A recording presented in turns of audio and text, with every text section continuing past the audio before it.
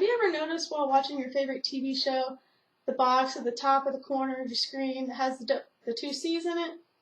Or when you're ever in a public place, have you ever noticed the fire alarms and how they have strobe lights on them? These devices are all used by deaf individuals. Deaf culture is everywhere, and chances are, whether you're watching TV or maybe even in public, you've seen deaf individuals maybe signing to each other. My junior year of college, I decided to change my major. And during the next 2 semesters, while I was trying to decide what I wanted to change my major to, I took 2 ASL classes and also took an Orientation in the Deaf World class. These classes were some of the funnest and the most interesting classes I've taken.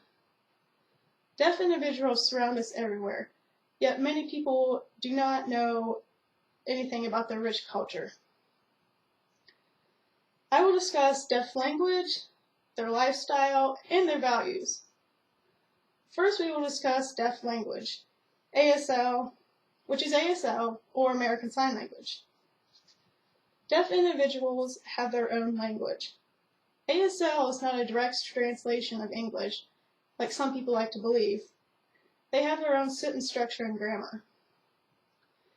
Most of the information I learned about ASL was from my instructor, Jarrett Etchler, in my ASL 2 class. And he taught me some things like these following examples.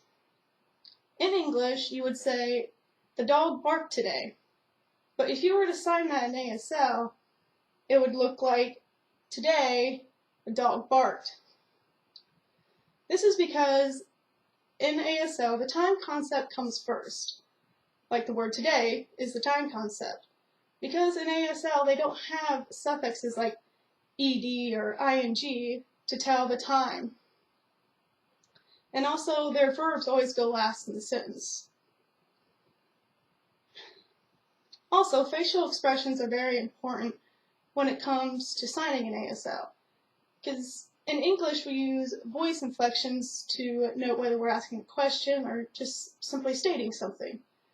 But in ASL, if you wanted to ask a yes or no question, you would raise your eyebrows at the end of the sentence when you're asking that question.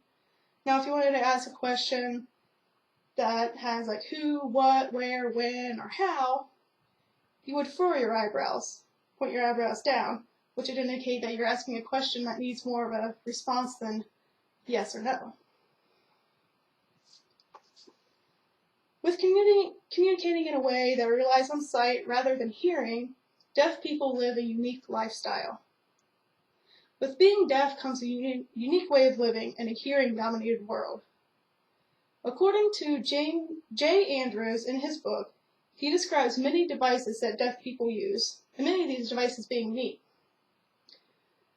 I learned devices like doorbells, intruder alarms, fire alarms, severe weather alerts.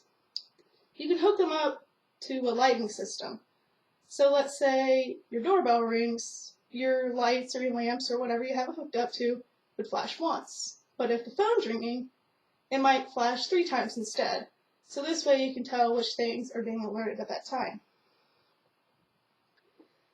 They also have different alarm clocks. These alarm clocks can be vibrating alarm clocks, which you can put underneath your pillows, in between the mattresses, or you can even get a vibrating alarm that you can wear on your wrist.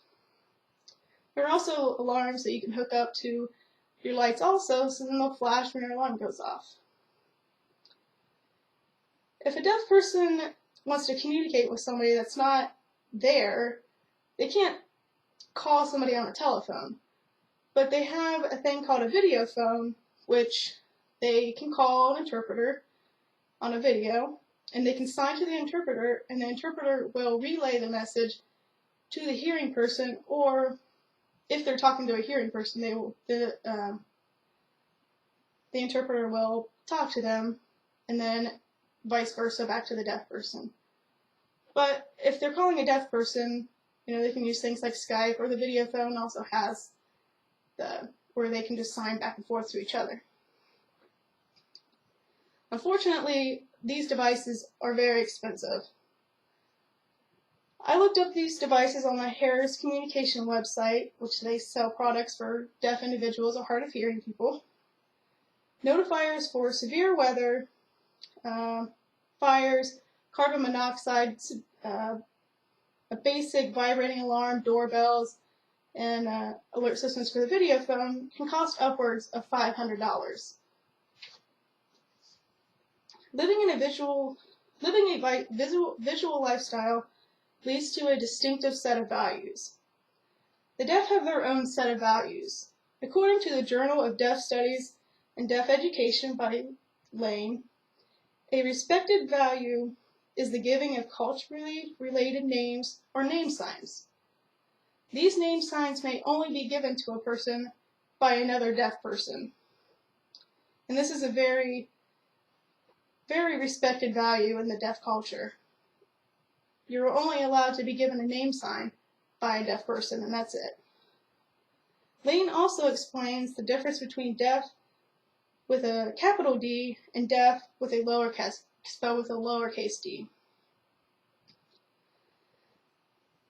The word deaf with a big D means this person relates themselves with the deaf culture. They recognize that they are immersed in deaf culture and they associate themselves with it. The lowercase d is basically just the medical term for being deaf. Or if someone becomes deaf later on in life, they may not associate more with the deaf culture. And being deaf, that gives you the choice of how you want to relate yourself to the culture. That is your choice. Deaf also have a great sense of community. They have strong ties where they find themselves at home in the deaf world, where they're surrounded by their peers and people that understand and that they can communicate freely with. During a newspaper article interview by the Daily Press, James Singleton, an English teacher at the Virginia School of the Deaf and Blind, said, "We feel like a small family and learn from one another." The deaf community surrounds us everywhere, and no matter where you go, you're bound to run into deaf culture somewhere. I have experience in the deaf world, and through these experiences, I have learned deaf individuals have their own language, values, and an interesting lifestyle. Deaf individuals surround us everywhere, yet many people are not aware of their rich culture. Hopefully more people will want to get involved and educate themselves, and maybe even take some classes or attend deaf events.